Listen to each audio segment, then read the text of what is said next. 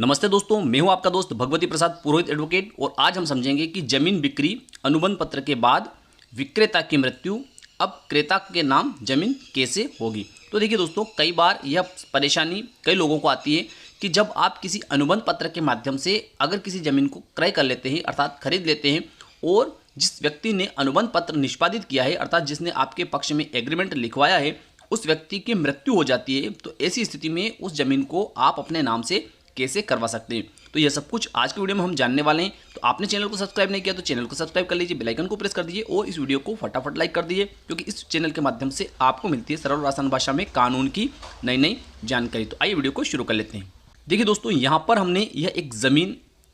ली है,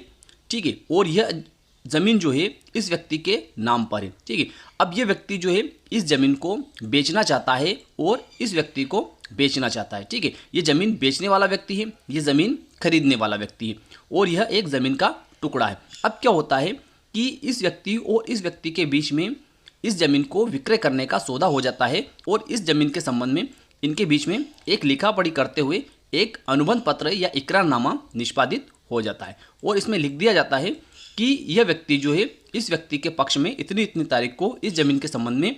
विक्रय पत्र का निष्पादन करवा देगा अर्थात सेल डीड करवा देगा, ठीक है।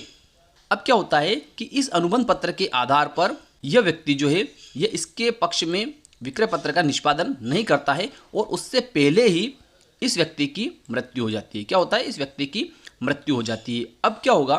कि यह व्यक्ति जो है यह परेशानी में आ जाता है। तो ऐसी स्थिति में यह व्यक्ति इस व्यक्ति से इस जमीन के विक्रय पत्र का निष्पादन इस अनुबंध पत्र के आधार पर कैसे करवा सकता है, ठीक है। तो देखिए, अब क्या होता है कि जब इस व्यक्ति की मृत्यु होती है तो स्वाभाविक सा है कि इसके जो भी वारिस होंगे वे लोग जो है इस जमीन पर अपना नामांतरण करवाना चाहेंगे। लेकिन इस व्यक्ति को क्या सावधानी रखनी चाहिए कि जैसे ही इस व्यक्ति की मृत्यु हुई और इस अनुबंध पत्र में जो तारीख लिखी गई है वह तारीख जैसे आती है उस तारीख से पहले इस व्यक्ति को इन लोगों को एक लीगल नोटिस देना चाहिए। अब यह लीगल नोटिस कैसे देगा, तो इस व्यक्ति को किसी एडवोकेट से अर्थात विधिक सलाहकार से संपर्क करना चाहिए और अपने विधिक सलाहकार को सारी परिस्थितियां बतानी चाहिए कि मेरे साथ में इस प्रकार का पूरा घटनाक्रम हुआ है कि मैंने यह ज़मीन खरीदी है, ये एग्रीमेंट है और इस व्यक्ति की जिसने बेची थी उसकी मृत्यु हो गई है और उसके ये वारिस है। तो ऐसी स्थिति में एडवोकेट के द्वारा इन लोगों को एक लीगल नोटिस दिया जाएगा कि आपके पिता या आपके पति ने या आपके ससुर ने इस प्रकार का अनुबंध पत्र जो है मेरे पक्षकार अर्थात इस व्यक्ति के पक्ष में किया था और आप इस अनुबंध पत्र के आधार पर या इस इकरारनामे के आधार पर मेरे पक्षकार अर्थात इस व्यक्ति के पक्ष में विक्रय पत्र का निष्पादन करवाएं। और उस नोटिस में यह भी लिखा जाता है कि इन लोगों को किस तारीख को उपपंजीयक कार्यालय के समक्ष उपस्थित होना है अर्थात सब रजिस्ट्रार के समक्ष कब उपस्थित होना है, ठीक है। तो ऐसी स्थिति में जब ये लोग उस सूचना पत्र का कोई जवाब नहीं देते हैं और न ही उपपंजीयक कार्यालय के समक्ष उपस्थित होते हैं, तो ऐसी स्थिति में जो तारीख उपपंजीयक कार्यालय के समक्ष उपस्थित होने हेतु एडवोकेट महोदय ने अपने नोटिस में लिखी है उस तारीख को इस व्यक्ति को उपपंजीयक कार्यालय के समक्ष उपस्थित होना चाहिए, ठीक है। अगर ये उपस्थित हो जाते हैं और विक्रय पत्र का निष्पादन इस व्यक्ति के पक्ष में करवा देते हैं तो कोई दिक्कत नहीं है। लेकिन अगर ये उपस्थित नहीं होते हैं तो ऐसी स्थिति में इस व्यक्ति को उपपंजीयक कार्यालय अर्थात सब रजिस्ट्रार के समक्ष उपस्थित होना चाहिए और वहां पर अपनी उपस्थिति दर्ज करवाने के लिए एक आवेदन देना चाहिए और इस संबंध में एक वहां से प्राप्ति रसीद भी इसको प्राप्त करनी चाहिए, ठीक है। इसके बाद में इस व्यक्ति को क्या करना चाहिए कि अपने एडवोकेट महोदय के माध्यम से ही सिविल न्यायालय में एक वाद पेश करना चाहिए अनुबंध पूर्ति के लिए अर्थात अनुबंध के पालन के लिए। और वह वाद जो पेश होगा वह वाद इस व्यक्ति के वारिस जो है उन सभी वारिसों के खिलाफ होगा, ठीक है। अगर इनमें से कोई नाबालिग है तो उनका संरक्षक जो है जो इसमें से बालिग है उसको बनाया जाएगा, ठीक है। जब वाद का सूचना पत्र इन लोगों को भेजा जाएगा सिविल न्यायालय के द्वारा तो ये लोग भी अपना पक्ष रखेंगे और यह व्यक्ति जो है यह भी अपने वाद को प्रमाणित अगर सिविल न्यायालय के समक्ष कर देता है तो ऐसी स्थिति में सिविल न्यायालय के द्वारा इस अनुबंध पत्र अर्थात इस इकरारनामे के आधार पर इस व्यक्ति को इस जमीन का मालिक घोषित कर दिया जाएगा और ऐसी स्थिति में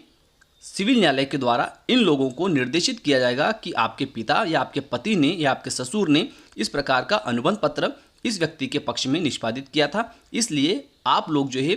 इस व्यक्ति के पक्ष में उपपंजीयक कार्यालय में उपस्थित होकर विक्रय पत्र का निष्पादन करवाएं। ठीक है, अब इस प्रकार का सूचना पत्र जब इनको भेजा जाता है और अगर उसके बाद में भी ये विक्रय पत्र का निष्पादन नहीं करवाते हैं तो ऐसी स्थिति में जब सिविल दावा इस व्यक्ति के द्वारा सिविल न्यायालय में प्रमाणित कर दिया जाता है और अगर सिविल न्यायालय यह मान लेता है कि हाँ यह इकरारनामा जो है इस व्यक्ति के द्वारा इस व्यक्ति के पक्ष में निष्पादित किया गया था, तो ऐसी स्थिति में सिविल न्यायालय जो है इन लोगों के खिलाफ इस प्रकार का आदेश पारित कर सकता है कि ये लोग जो है ये इस व्यक्ति के पक्ष में विक्रय पत्र का निष्पादन करवाएं, अर्थात सेल डीड का निष्पादन करवाएं। और उसके बाद में भी ये लोग अगर सिविल न्यायालय के आदेश के बाद में, निर्णय के बाद में अगर विक्रय पत्र का निष्पादन नहीं करवाते हैं तो ऐसी स्थिति में यह व्यक्ति जो है इसको सिविल न्यायालय के समक्ष उस आदेश का पालन करवाने के लिए बजावरी अर्थात एग्जीक्यूशन लगानी होगी। उसका सूचना पत्र फिर इन लोगों को जारी किया जाएगा। उसके बाद में भी ये लोग अगर सिविल न्यायालय के आदेश के बाद में भी इस व्यक्ति के पक्ष में विक्रय पत्र का निष्पादन नहीं करवाते हैं तो सिविल न्यायालय स्वयं के द्वारा इस व्यक्ति को निर्देशित किया जाएगा कि आप इस जमीन के विक्रय पत्र का एक प्रोफार्मा तैयार कीजिए और हमारे समक्ष पेश कीजिए, अर्थात सिविल न्यायालय के समक्ष पेश कीजिए। फिर सिविल न्यायालय क्या करेगी कि उस प्रोफार्मे के आधार पर अर्थात उस प्रारूप का अवलोकन करेंगे और उस प्रारूप में अगर किसी प्रकार की कोई त्रुटि है तो उसको सुधार करने के लिए इस व्यक्ति को निर्देशित करेंगे और अगर वह प्रोफार्मा सही है तो ऐसी स्थिति में सिविल न्यायालय स्वयं विक्रेता बनते हुए अर्थात विक्रेता बनकर उपपंजीयक कार्यालय के माध्यम से इस व्यक्ति के पक्ष में इस जमीन के विक्रय पत्र का निष्पादन करवा देंगे। तो मैं विश्वास रखता हूं कि आज का वीडियो आपको अच्छा लगा होगा। अच्छा लगा तो इस वीडियो को लाइक कर दीजिए, अधिक से अधिक लोगों तक इसको शेयर कर दीजिए। फिर मिलते हैं अगले वीडियो में, तब तक के लिए जय हिंद जय भारत।